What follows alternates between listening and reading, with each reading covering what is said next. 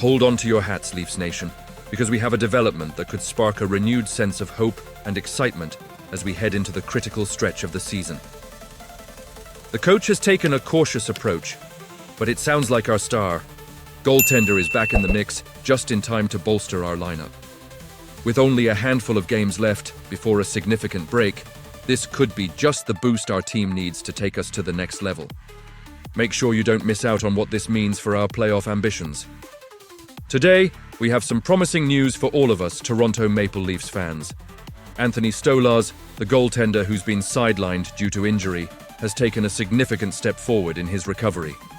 I mean, this is the kind of news we've been waiting for, especially with the Four Nations face-off just around the corner.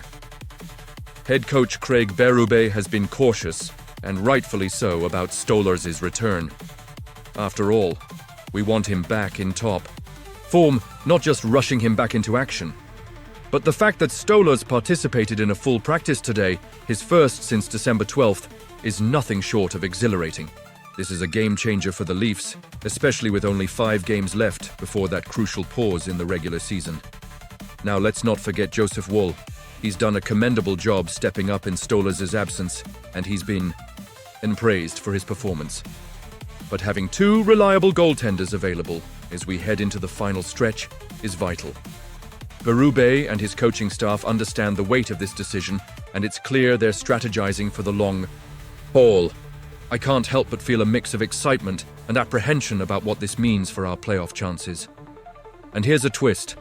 The Leafs are up against the Minnesota Wild next, who might be without their star, Kirill Kaprizov, due to a lower body injury that could require surgery. This puts the Leafs in a strong position, but it also raises the stakes.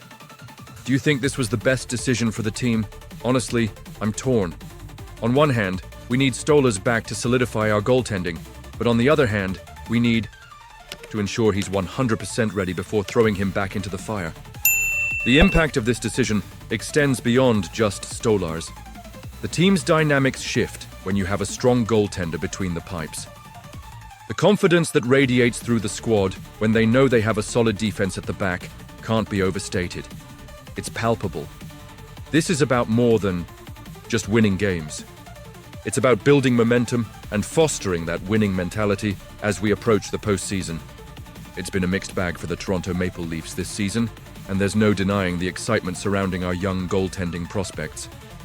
The buzz has been palpable, especially with talents like Denis Hildeby and Artur Akhtiamov stepping into the limelight. However, one name that has recently hit a bump in the road is Vyacheslav Peksa. I'm sure many of you have been following his journey closely, and it's hard not to feel a bit disappointed after his recent reassignment back to the Cincinnati Cyclones in the ECHL. Peksa's brief stint with the Toronto Marlies was supposed to be a chance for him to shine and stake his claim as a future contender for the Leafs net. Unfortunately, it appears that things did not unfold as we had all hoped. In just 2 games, he recorded a disheartening 0-1-0 record with a 3.77 goals against average and an .878 save percentage. Those numbers aren't just rough, they're alarming for a young goalie trying to make his mark in North America. I mean, allowing 2 goals on just 9 shots against Lehigh Valley? That's tough to swallow. Now, I'm not here to throw Peksa under the bus. We all know that transitioning to the North American game can be a monumental challenge. He had shown promise in the KHL with Bars Kazan, where he made a name for himself. But let's face it, the AHL is a different beast. He did show some signs of improvement against Utica, but losing that game still stings, especially when we're all rooting for a success story. It's natural to feel a mix of frustration and concern for his development. When Toronto signed Peksa in May 2023, there was a palpable sense of optimism. He was drafted by the Leafs in 2021 for a reason, and the organization clearly sees something special in him. Now, returning to the Cyclones, where he has a record of 3-8-2 with a 3.20 GAA and an 875 SV%, doesn't feel like the trajectory we all envisioned. It's easy to get caught up in the numbers, but we have to remember that he's still learning and adapting. So what does this mean for the Leafs moving forward? Well, it's a double-edged sword. On one hand, we have to keep our expectations in check. Peksa is still young, and it's crucial for him to gain experience, even if it means spending more time in the ECHL.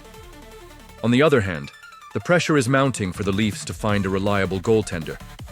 The organization has long struggled with consistency in net, and while we have promising prospects, we need to ensure they develop properly without being rushed into the NHL spotlight too soon. Do you think this was the best decision? Honestly, I'm torn. Part of me wants to see Peksa get every opportunity to succeed at the AHL level, but another part understands that sometimes going back to where you can gain confidence is necessary. It's a fine line to walk.